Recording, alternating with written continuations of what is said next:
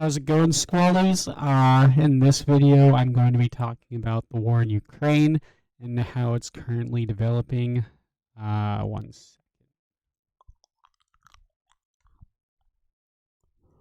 War in Ukraine defining the world order, says think tank. Poll reveals West more united, but Gulf growing with countries such as India that do not subscribe to post-Cold War view. Almost a year after Russia's war against Ukraine started, it has united the West, according to a 15-country survey, but exposed a widening gulf with the rest of the world that is defining the contours of a future global order.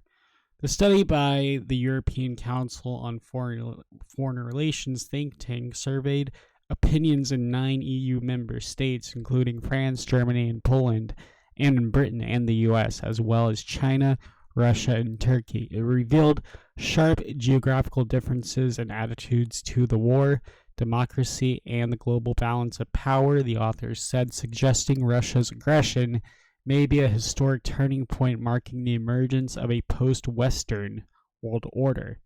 The paradox of the Ukraine war is that the West is both more united and less influential in the world than ever before, said Mark Leonard, the think tank's director and a co-author of the report based on polling carried out last month. Timothy Garton Ash, a professor of European Studies at Oxford University, who also worked on the study, called the findings extremely sobering. The survey showed the war had given the transatlantic West unity and purpose, he said. However, it had utterly failed to persuade major powers of the rest, such as China, India, and Turkey. The lesson was clear. We urgently need a new narrative that is actively persuasive to countries like India, the world's largest democracy.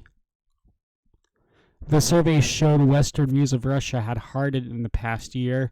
Large majorities in Britain, 77%, in the US, 71%, and the 9 EU states, 65%, regarded Russia as an adversary with which their country was in conflict or in competition as a rival.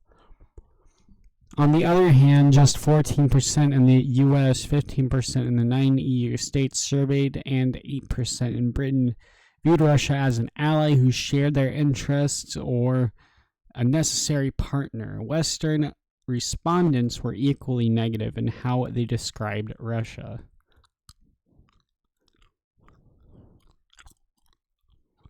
Alrighty, so Russia is bad, okay? And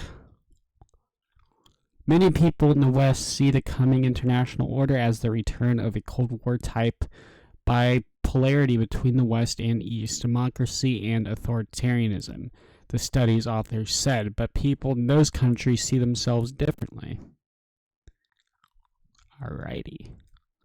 So, that will be the article for now. My opinion on the war in Ukraine is that, well, the U.S. shouldn't be as involved as it is now, and I think it's setting up for some strange historical events like World War III, because Russia did say that if America at any point got involved with Ukraine, then Russia would retaliate with nukes. So, and knowing how crazy world leaders often can be, I wouldn't be surprised if Putin actually acted out on his plan of nuking America. But in all honesty, I don't really know what's going to happen tomorrow. I mean, it can happen, it cannot, but, you know, my life will still go on, and hopefully all of ours does too. And if anything I've seen in the past couple of years, like, you know, no matter how much bullshit people can go through in a lifetime, there's always ways of getting out of it. And, you know, sometimes it does take putting in a little bit of more effort into our own personal lives and taking up more responsibility, even when other people don't want you to for whatever weird, strange reason.